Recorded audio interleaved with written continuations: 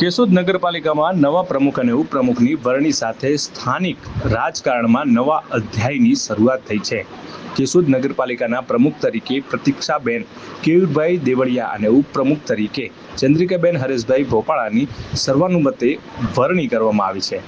ખાસ બાબત એ રહી છે કે નગરપાલિકાના બંને મહત્વના હોદ્દા પર મહિલાઓને સ્થાન મળતા મહિલા નેતૃત્વને વધુ મજબૂત મળી હોવાનું માનવામાં આવી રહ્યું છે.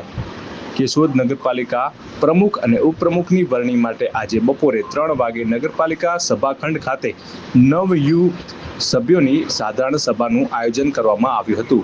આ બંને બેઠક દરમિયાન પ્રમુખ અને ઉપપ્રમુખના નામોની સત્તાવાર જાહેરાત કરવામાં આવી હતી, જેમાં પ્રથમ 2.5 વર્ષ માટે નગરપાલિકાના પ્રમુખ તરીકે બક્ષીપંચ મહિલા ઉમેદવાર પ્રતીક્ષાબેન કેયુરભાઈ દેવળિયાની પસંદગી કરવામાં આવી હતી, જ્યારે ઉપપ્રમુખ તરીકે ચંદ્રિકાબેન હરેશભાઈ ભોપાળાની વરણી કરવામાં આવી છે. નગરપાલિકાના બંને મહત્વના હોદ્દા પર મહિલાઓની પસંદગી થતા રાજકીય તેમજ સામાજિક વર્તુળોમાં ચર્ચાનો વિષય બન્યો હતો. બેઠક પૂર્ણ થતા કાર્યકરો અને સમર્થકો દ્વારા શુભેચ્છાઓનો વરસાદ જોવા મળ્યો હતો. નવી ટીમ શહેરના વિકાસના પ્રશ્નો, પ્રજાલક્ષી કામગીરી તેમજ નગરપાલિકાની વિવિધ સુવિધાઓને વધુ પ્રગતિ આપશે તેવી અપેક્ષા વ્યક્ત કરવામાં આવી હતી.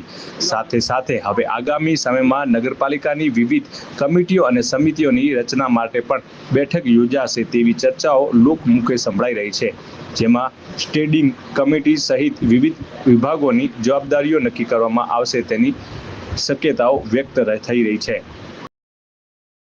કેશોદ નગરપાલિકામાં પ્રમુખની જવાબદારી સોંપવામાં આવી છે. દેવળિયા પ્રતીક્ષાબેન કેયુરભાઈ અને ઉપપ્રમુખ તરીકે ચંદ્રિકાબેન ભોપાળાને નિયુક્ત કરવામાં આવેલા છે.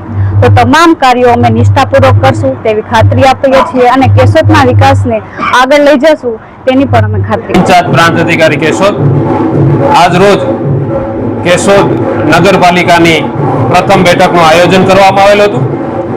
આ બેઠકના મુખ્ય 2 એજન્ડા હતા પ્રમુખ અને ઉપપ્રમુખની વરણી, જેમાં બેઠકના અંતે પ્રમુખ તરીકે પ્રતીક્ષાબેન કેયુરભાઈ દેવળિયાની વરણી કરવામાં આવેલ છે અને ઉપપ્રમુખ તરીકે ચંદ્રિકાબેન હરેશભાઈ ભોપાળાની વરણી કરવામાં આવેલ છે.